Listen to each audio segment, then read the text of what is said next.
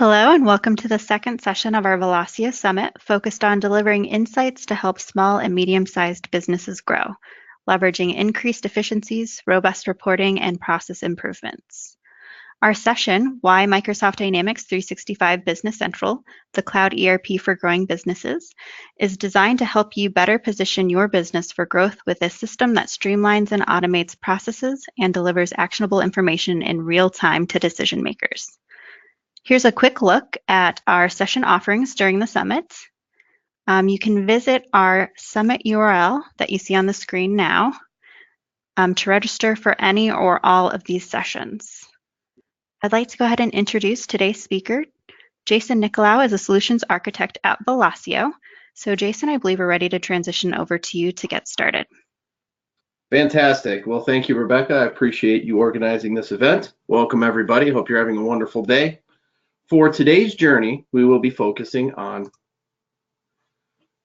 Dynamics 365 Business Central. You may have heard some things about this solution, and I hope to show some of those things today. The first thing I need to point out is the fact that this is a very comprehensive product. The architecture is used by over 140,000 companies worldwide today.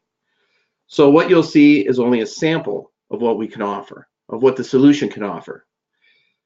If you are curious about one of the topics or one of the areas that you see on the screen today, please feel free to reach out and we can either schedule an additional session or there will be future webinars where we will cover additional topics in relation to Business Central. For today's journey, we will take a look at a high-level introduction to Business Central. From there, we will explore financials. We'll take a look at the chart of accounts, some journal entries, and we'll touch the surface of accounts payable and accounts receivable.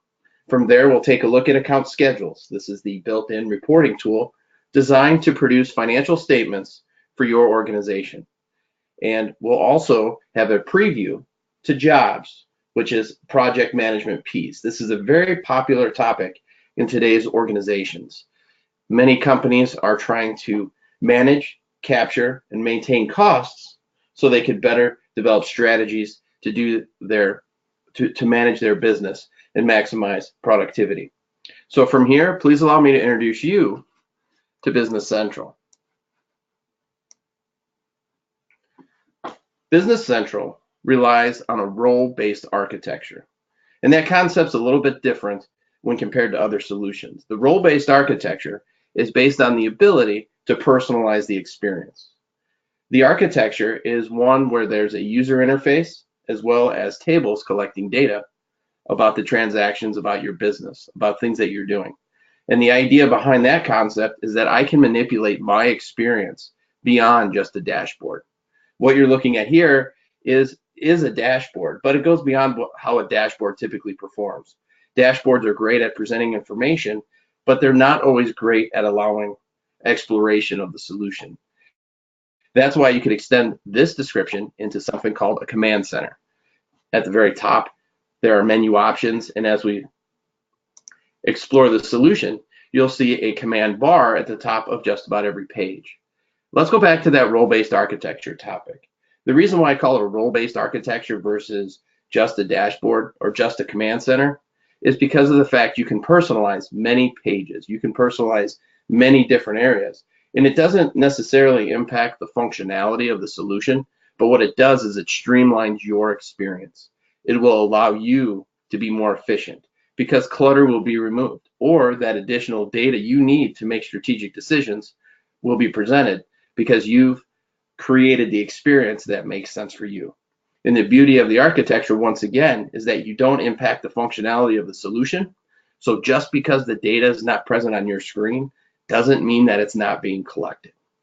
So let's jump into the solution and explore and navigate and understand what Business Central can offer your organization. And we'll take a top-down approach from the command center first.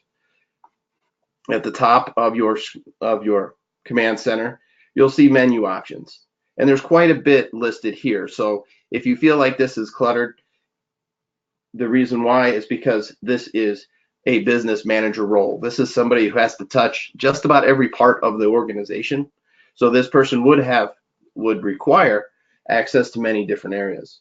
So as I scroll through these menu options at the top, you'll see quite a bit of data, quite a bit of areas to explore in order to navigate the solution, navigate your data to make decisions. In fact, there's even an area for setup. So if you need to expand the capabilities of the solution, you can do that at the user level. Now, of course, there's licensing and other setups that need to be taken into account, but as a super user, you can have access to assisted setup and other tools that could extend the functionality of your Business Central product.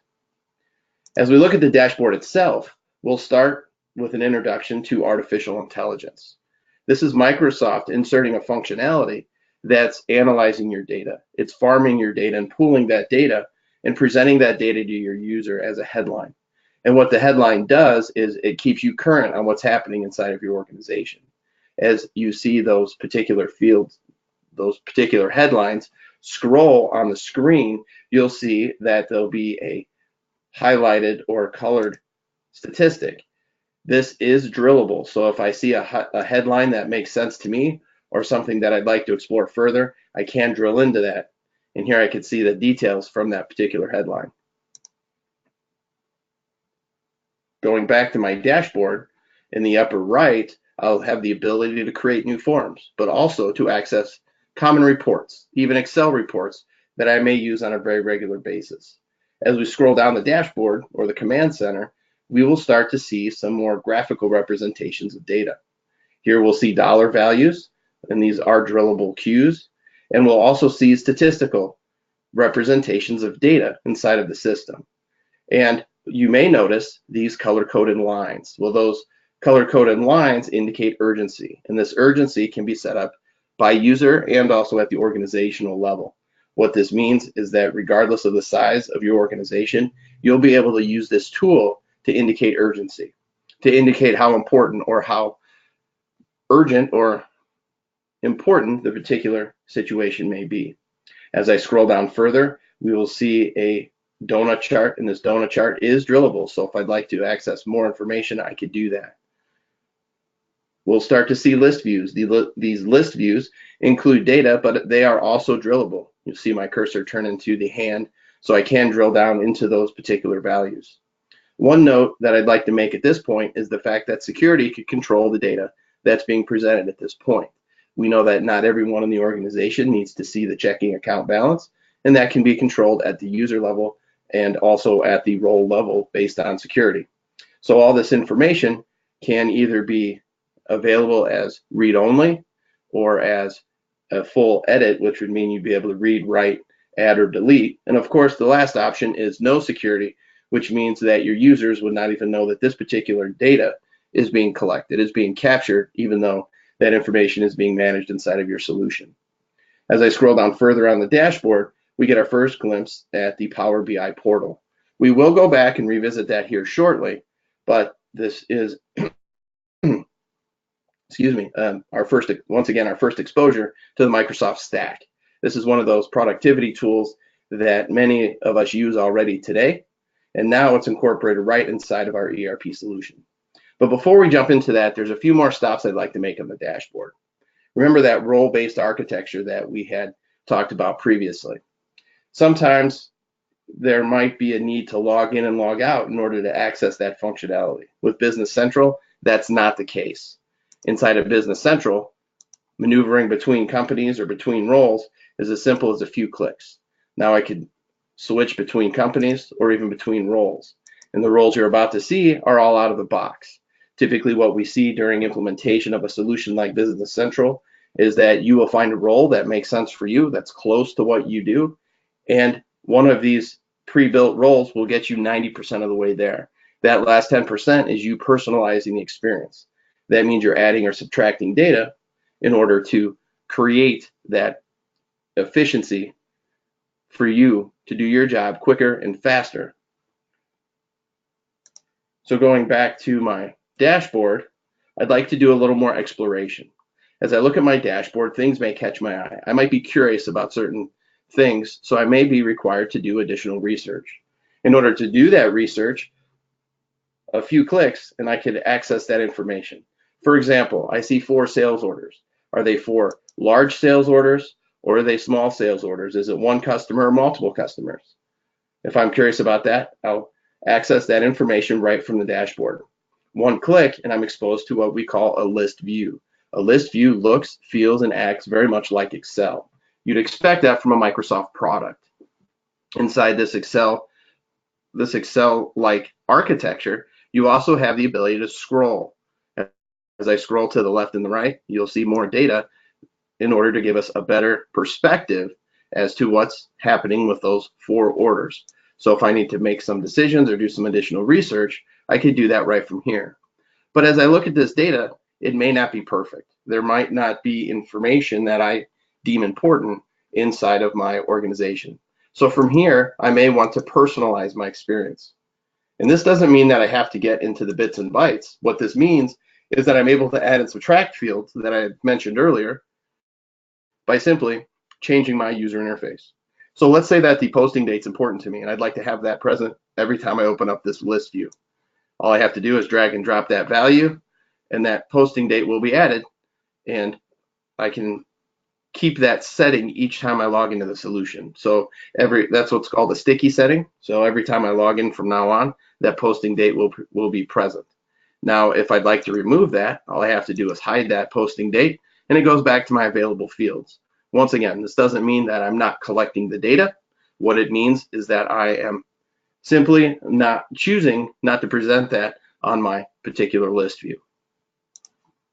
There's also another item that surfaces when we open up a list view, and that is another embedded Power BI report. As I scroll through the different sales orders to the left, please note the Power BI report is changing, and I'm able to see what's happening with each one of these sales orders based on the Power BI report that I've activated on the screen. But there's another feature that also is activated on the list view, and that's called a fact box. On the right side of your screen, you'll see some drillable facts and figures about the customer highlighted to the left. I may have some curiosity about the total sales for that particular customer. In order to find that information, one more click and I'll have a list of transactions that have happened with that particular customer. I see an invoice in red that draws my eye. I may become curious about that particular invoice. So from here, I will take a look at the posted document. As I open up the posted document, I'll be exposed to additional information about the invoice. At the top, we'll see general information, things that would be included in the header of just about every sales invoice out there. But I also can see what was sold. I can see the pricing and other details that go along with it. In fact, I even see a comment line here that went along with that particular invoice. But as I do my research, that might not be enough. That might not tell me enough of the story. If I navigate back one screen, I can also drill deeper into that invoice and find the, excuse me, I lost my train of thought there, but I could also drill down further into that invoice and look at the GL entries. Now I'll be exposed to the debits and credits that were associated with that particular transaction. In fact, I could see the GL accounts and the debits and credits that go along with that particular transaction. So the idea is to eliminate the need for that scratch pad next to your computer. I know that I've been in solutions where I'd have to get to a certain piece of information, write down that piece of information, go back to the main menu, and then navigate back out to collect that next piece of information, hoping not to get a phone call in between so that I can continue my research without having to start over. So let's navigate back to our command center. And I'm simply hitting the escape key here a few times, and I'm right back to my command center. As I scroll down once again, things become more graphical. And I want to take just a few minutes and explore this Power BI portal that you're seeing here as part of your dashboard. It's great in its current form for a quick view, to take a quick look at the information that's included. I can at least see the shape of the curve. The scale's not very legible. So let's explore further into this Power BI report. If I expand the report, I'd like to note that I'm not leaving Business Central. I'm always going to stay inside of Business Central, and that's why I call this a portal versus a logging into a different application. I'm able to see this data without having to log in and log out, and without having to access a different solution, because it's happening right on my screen. And as per every demo, the technology is holding up here just a little bit. So what the idea behind the Microsoft Stack working inside of the solution is that it saves your users time when it works properly. That it saves your users time because they don't have to switch between applications. They're not required to log in and out in order to access the functionality and the power of Power BI. And Power BI is only one example of the Microsoft Stack. Think of all those other productivity tools that you use, things like Word or Excel, and then for email you have Outlook, even Skype, Teams, and Delve, that can all be used in order to maximize your efficiency, maximize your communication inside of the organization, so that we could all move along. We do know that there are times where we depend on others for certain pieces of information, and we are going to go ahead and refresh this. Apologize for the technical hiccup here, but we'll be back in action in just a second.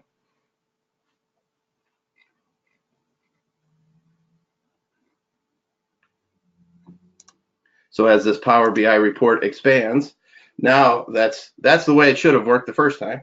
So now we're able to read the scale that was on the left side. Now we can see the details in relation to this curve much better. As I hover over each one of these values, I can see the details that created the data points.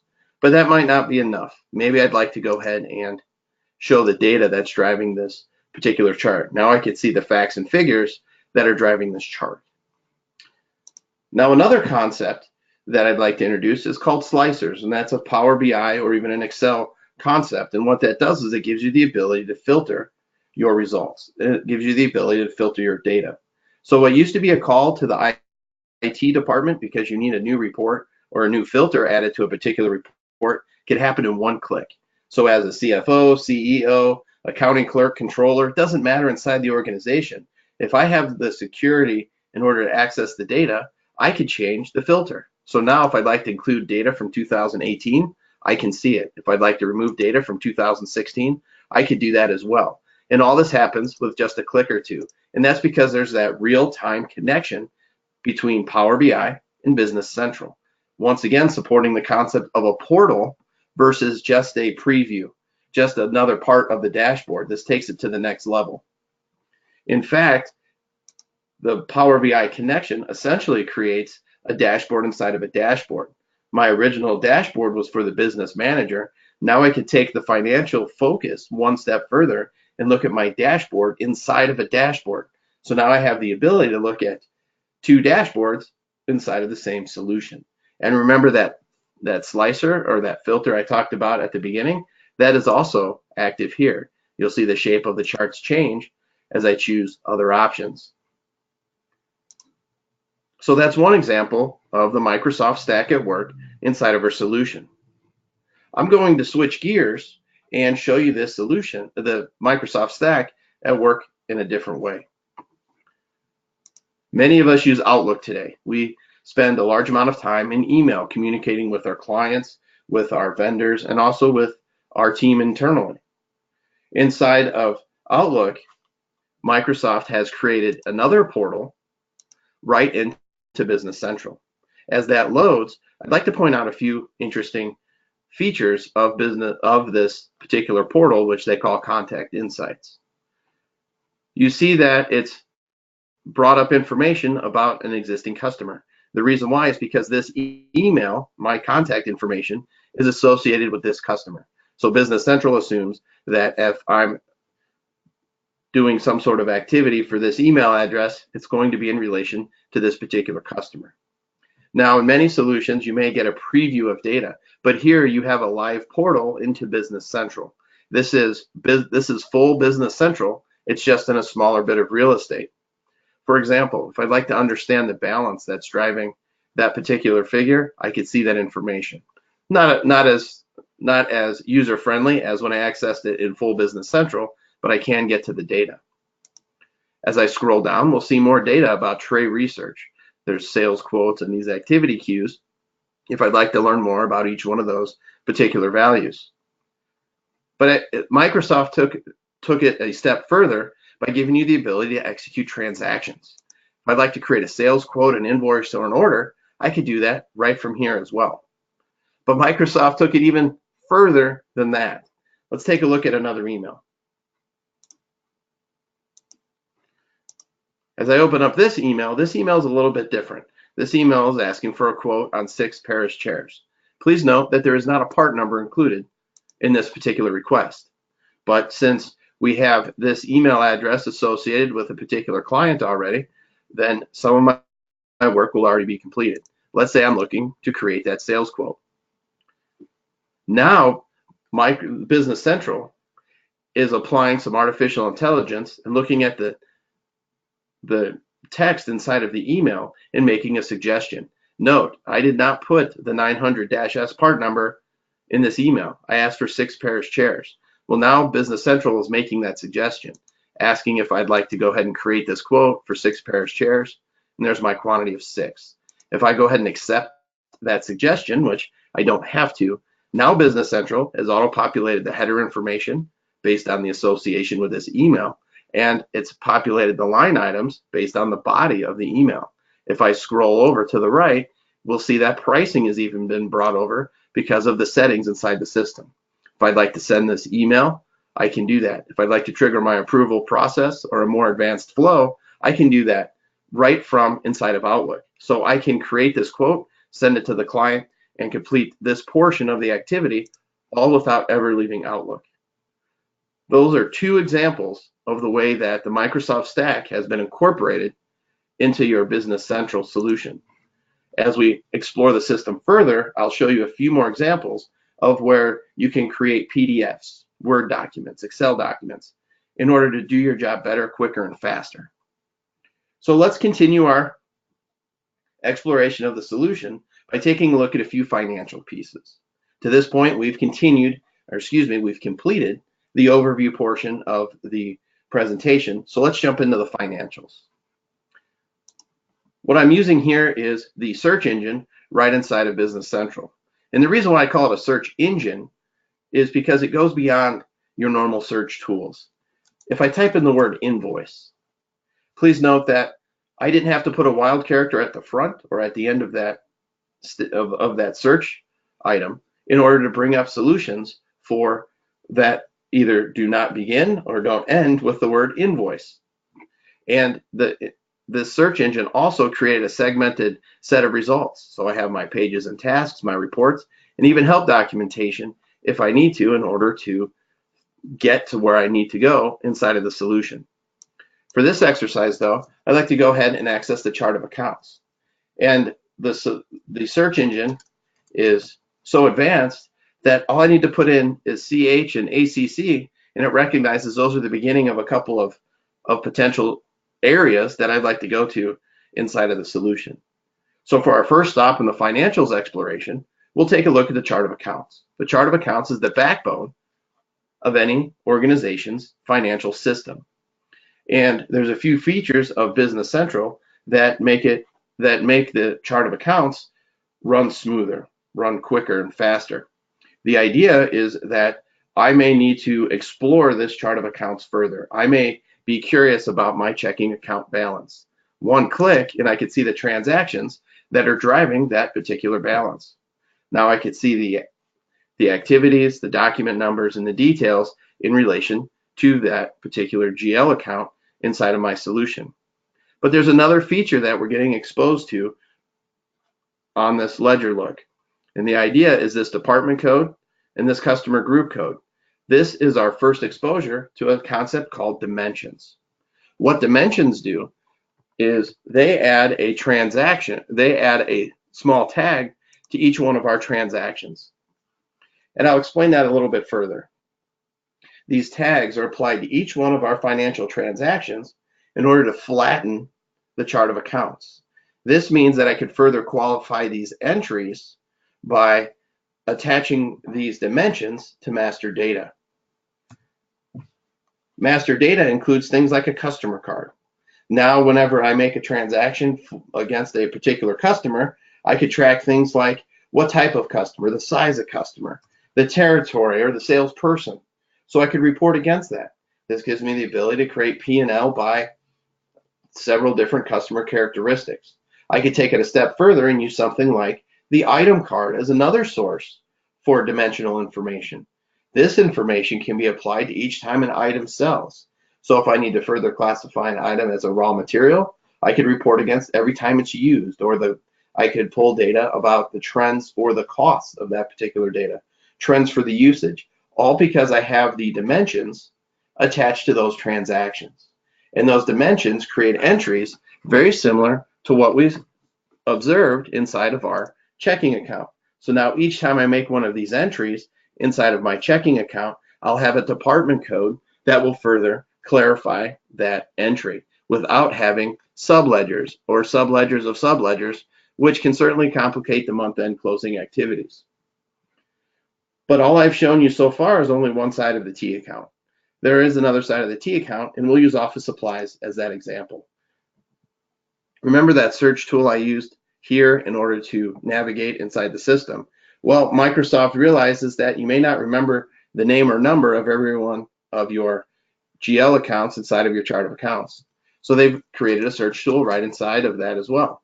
So if I'm curious about my office supplies expense, I can see that by simply typing in the word office. And notice I only have one office supplies expense. And that's because of that tool called the dimension. I could further qualify my entries by adding department codes without having multiple GL accounts in order to get to that information, in order to report against the P&L by, say, my production department, my sales department, or my administrative department. We can even take that a step further. The concept of dimensions also applies to your journal entries.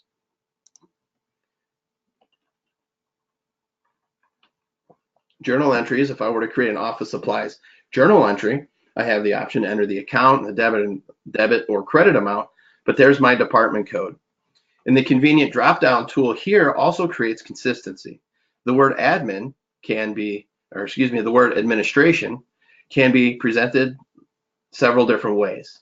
The abbreviation is probably not consistent between the same 10 people. Some people might call it admin, some might say ADM, some might say ADMN, who knows? But here, whenever you're making those journal entries, you have the option to use the drop-down menu and make your selection there so that it's consistent, so that when you run your report later in order to capture that P&L by dimensional value, you don't have to remember that it's ADM or ADMIN because there's only one value available.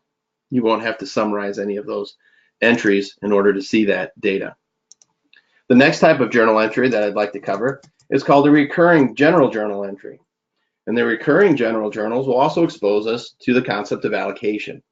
Rent's a recurring expense that's pretty common, but there's many times where that rent expense needs to be allocated to various departments. Here we've allocated based on an arbitrary percentage. This is just the way that the organization is structured at this particular point. So the administrative department will pay 25% of that particular rent expense, and each month when that occurs, that same allocation will carry over to each one of those entries. Let's talk about a more variable expense. Let's say you have an engagement with a consulting firm and there's a variable amount of usage between departments. Well, now I could also allocate based on the number of usage. So let's say for the last month we used 24 hours. 4 hours was used for admin, and say the sales department used the other 20 hours. So now that allocation is calculated based on the total, and those journal entries are made in that manner. So yes, you can set up recurring journal entries that are fixed, but you can also set them up as variable and allocate those accordingly to make sure that the proper departments are being charged the proper amounts in order to keep an eye on your particular business. Let's go back to that command center. And we'll do a little bit more research based on one of the panels on the screen. Let's take a look at the overdue sales invoice amount. This will take us to the accounts receivable portion of our discussion today. So I'm looking at the overdue sales invoice amount, and I have another list view. And to the right, I have some fact boxes that are related to that particular list view. I can access that posted document. But what I didn't show you was when I look at those posted documents, I do have the ability to share those documents. Let's say I need to gently remind my client that they need to pay that particular invoice. I could resend that to them in order to remind them or to confirm that that payment is due. I can also print this document. And the word print there is a little misleading because sure, I can definitely make a hard copy of this particular invoice, but I can also create an electronic copy. I can create a PDF or a Word document if I need to attach it to another packet of information, or if I need to create some sort of a workbook or some other tool that requires this to be inserted as one of those electronic documents. And since we're here, we'll just preview what a sales invoice would typically look like. Please keep in mind that I'm not a bits and bytes person. I'm very much a user level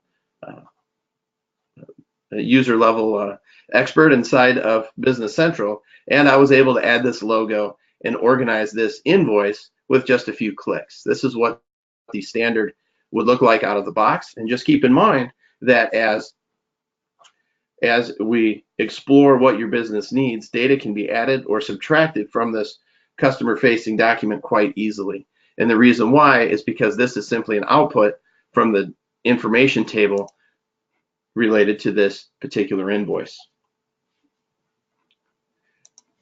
Any accounts receivable department pays close attention to the aged accounts receivable report. Inside of Business Central, there are several hundred out-of-the-box reports that will help you execute your daily business activities. For this example, we're going to take a look at a general level for an aged accounts receivable report. And as I look at this report, we're going to see some high-level data. This might be something that a salesperson would look like, or one of your higher-level executives, because what it's doing is it's simply giving you the customer and the aging. So we know that there's some 90-day receivables for the client tray research.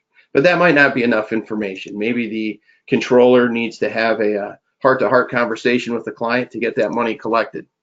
So right inside of that same report, and we'll look inside of the aged accounts receivable again, I can now print this with detail. Now when I look at this particular report, I'm going to have the ability to see each invoice as well as the aging for each one of those invoices.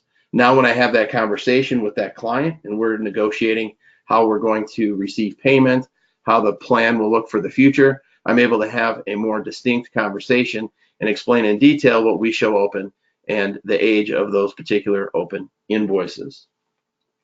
Now, one concept inside of Business Central that I need to make very clear is that when you learn how to do one thing, let's say create a sales order or create an invoice, sales invoice, it looks very similar in different areas as well. Things like a purchase invoice or a purchase order will look and function very similarly to a sales invoice or sales order. That same concept is true of the AR and the AP side. Both sides, once you learn one side of the equation, you understand the other side. It just means the money is going a different direction. But there are a couple features inside the payment journal that I'd like to point out. And once again, I'm leveraging my search tool in order to get to the payment journal. Inside of Business Central, you have the ability to leverage an engine that will look at all of your payables over a certain time period and make suggestions as to what you should pay. And you might notice that there's vendor payments and employee payments. In the old days, we used to list all of our employees as vendors so that we could create that payable and we could reimburse them for expenses. Business Central recognized that workaround and has created a different classification of payables, and that's for your employees. Now you can run vendor payments as many times as you want, and if your schedule for running employee payments is different, you can manage that just the same. But let's run an example here. As I ask the system to make suggestions for my vendor payments, I will have the option to add filters. If I need to run a specific report for a certain vendor or some other piece of information in relation to my vendors, I can create filters and I can sort this output in order to match what my target is. There are additional options. So if I have only a certain amount, or if I have certain priorities that I need to pay for in order to keep my business running, I could set that up here as well, and those suggestions will be made accordingly. But let's go ahead and run this engine so you can see what the output looks like. So what Business Central is doing is looking at all my payables, and it's making a suggestion. Here it's sorted by vendor. There was an option in order to aggregate this by vendor if I so choose to, and apply those accordingly. But the other feature I'd like to point out is the fact that inside of Business Central, these are all suggestions. If I know that I'm having an issue with Fabricam and I don't want to pay any additional money to them at this particular point in time, well, all I have to do is delete this line. I'm not deleting the payable, I'm simply removing it from the suggestions, because what this is doing is it's allowing me to continue to batch process these payables as I see fit. And if I had more defaults set up for these particular vendors, the payment code would already be set. So I could go ahead and batch process this particular run of payables. I could print all the checks in a batch fashion, or use some of those other electronic tools, such as transmitting them for ACH. So from here, I'd like to go ahead and take a quick look at what we call an account schedule. The account schedule is the financial reporting tool that's built right inside of Business Central. And the structure behind the scenes, and no, I don't want to make a copy, the structure behind the scenes gives you the ability to build this report, and it looks very much like Excel.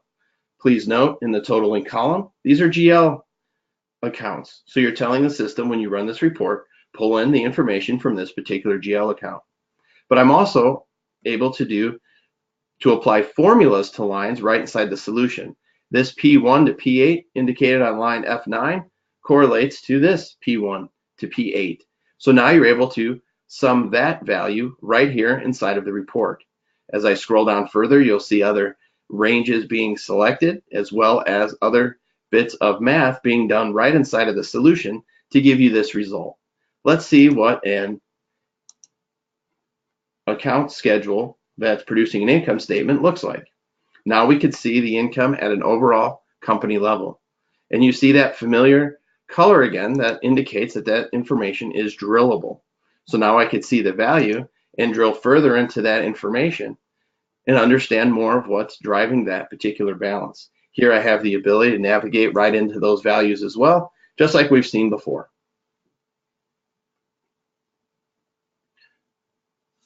But this might not be the only way I'd like to look at this particular report. Remember, we talked about P&L by a dimensional value. And for this example, we looked at department.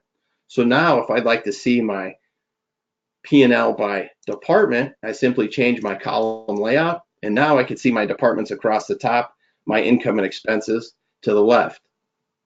This data here is not very interesting. I don't have very many entries.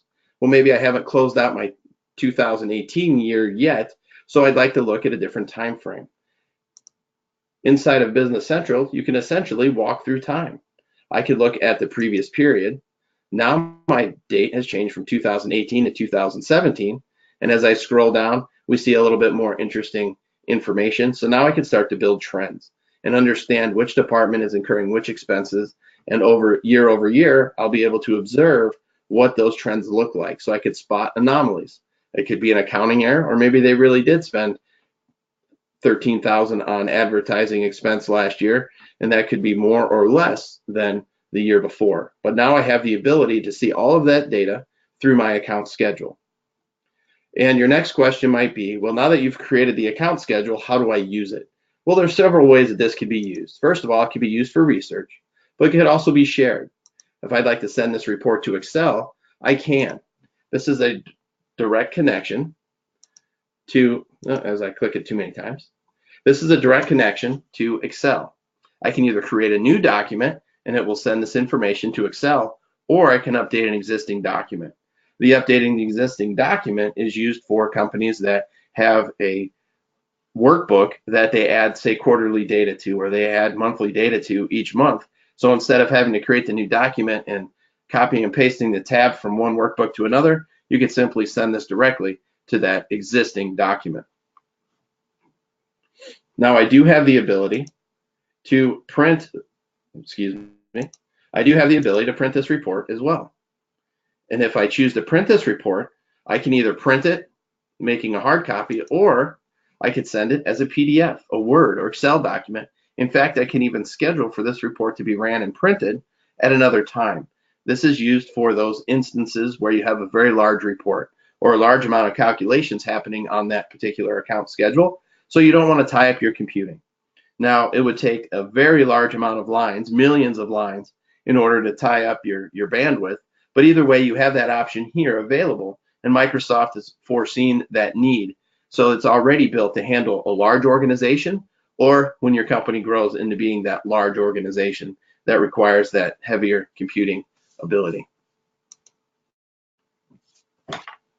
So as we wrap up on time here, I will take a very high level look at the jobs functionality, which would be related to project management. In order to do that, I am going to switch roles to our project manager role. And as I switch roles, Business Central is recalculating and remembering those settings that we talked about, all those personalizations that have happened in the past are now being applied here. My dashboard looks different, and that's because now I'm looking at a dashboard for a project manager. I see invoices that are due, work in process, jobs to budget. But I also have the ability to manipulate my own dashboard. I can add which jobs are mine, which jobs I'm managing, and those selections here are driving these other reports. And to give you an idea of what the out-of-the-box functionality looks like, we'll jump into job number 10.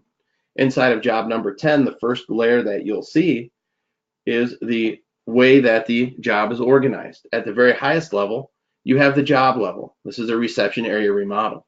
But inside of that remodel project, you have multiple phases. And those phases can be subtotaled, so you can analyze what's happening inside of your particular project. And you have budget versus actuals that can be compared. And these are drillable values, as we've seen in the past. Now, this gives you these task level looks are giving you an idea of what activities need to happen for a particular job, but it's not giving you the details. Those details are kept under the job planning lines. These details are the items or people or machines that are required to complete that particular job. You'll see the hours required and the cost and the extended cost for that. And you can also choose if these lines are budget, meaning the cost is captured, billable, meaning it's only invoiced, or budget and billable, where the cost is captured and that line needs to be invoiced. If I'm curious about a particular line, let's say demolition, what is the effort required to complete the demolition phase? I can see that as well by simply looking at the job planning lines in relation to just the demolition. Now I see the demolition phase is both budget and billable. Tim's going to need 30 hours to complete that activity, and there's the cost related to that particular line. As your resources are reporting against particular activities, they'll be able to say how much time they used and which activity or task they were working on, so that you can ultimately drive to these budget versus actual costs and analyze and monitor your particular projects. In fact, the Business Central takes it another level by creating a statistics area. This area here creates 3 different buckets, allowing you to analyze your project. Have I used too many resources, too many items, or are there too many expenses? This is also drillable, so if I'm curious what's driving this value, I could see that Linda's been used for 2 different activities. I could see the hours, the value, and the total cost in relation to that particular activity. And if there's additional reporting I need to do against that particular job, Business Central offers a wide variety included in its several hundred reports that come right out of the box. Once again, this architecture is used by over 140,000 firms worldwide, so we're bound to find something pretty close to what you need in order to make your business run as smoothly as possible. From here, with our few minutes left, I'd like to go ahead and open this up to questions. So, Rebecca, are there any questions in the conversation box? Yes, we did have a couple of questions come in. Okay. How many GL dimensions are available? I saw department code and customer group / code, I think. What else can I do? Customer number, item segment, type, brand, etc. The options are up to you. There is not a limitation to the number of dimensional values. Those were simply two examples. There's not a limitation as to the number of dimensions or dimensional values for Business Central. So if you'd like to add customer number and those other things, those can certainly be added. As you look at the reporting tools, you will be able to identify if you need to add that as a dimension or as simply a filter on your report. So there's quite a bit of flexibility already built in. Thank you. From a financial standpoint, what EDI capability is there? Outbound invoicing is critical, especially for those dealing with retailers. Yes, absolutely. EDI functionality is not something that is out of the box for Business Central. There are several tools that we call ISVs out there that can be integrated in with the solution in order to create that functionality. Now, many times in the space, you might hear an ISV or a third-party tool and think that that is a major lift or that is a big challenge, and you'll feel like you're leaving the main solution. Well, that's not the case. Microsoft realizes that, and they also realize that this solution can be used by such a wide variety of organizations that they've developed a very stringent program where these ISVs have to be registered and they have to go through testing and they have requirements so that you don't feel like you're leaving Business Central, even though you're leveraging that enhanced functionality. So what my response to that in general will be is that out of the box, Business Central does not handle EDI, but with an ISV tool, it is a fully functioning EDI hub of activity that can either be managed by the end user or managed by that third party in order to keep up with those forms and other activities and requirements to keep the EDI partner compliance, if I could spit out the words. So hopefully that answers your question. Is Power BI included in the Business Central suite or is it an add-on module? The free version of Power BI is included, but if you'd like to share that data and if you'd like to bring in external data, then you do have to buy the additional product. Can you briefly show what a sales order would look like? Not at this time. We do have sales orders in the system. Unfortunately, we're running out of time, but I would gladly show that in a separate session. Or there is also a pre-recorded demo on our website that you could view that goes into a little more detail on that front. So Rebecca will be sharing my email address. So if you'd like to see that, I would gladly set up another time. It looks like that's all of the questions we have. Thank you for joining us for a review, Microsoft Dynamics 365 Business Central, the Cloud ERP for growing businesses. Interested to learn more? Join us for our next session tomorrow at 1 p.m. Eastern, New Ways to Use Your Data to Grow Your Business. If you're not yet registered, you can do so at the summit URL shown on the screen. And should you have any questions, our team of professionals is here to assist. You can see Jason's contact information on the screen. That concludes our session. Thank you for joining us. Thank you, everyone. Have a great day.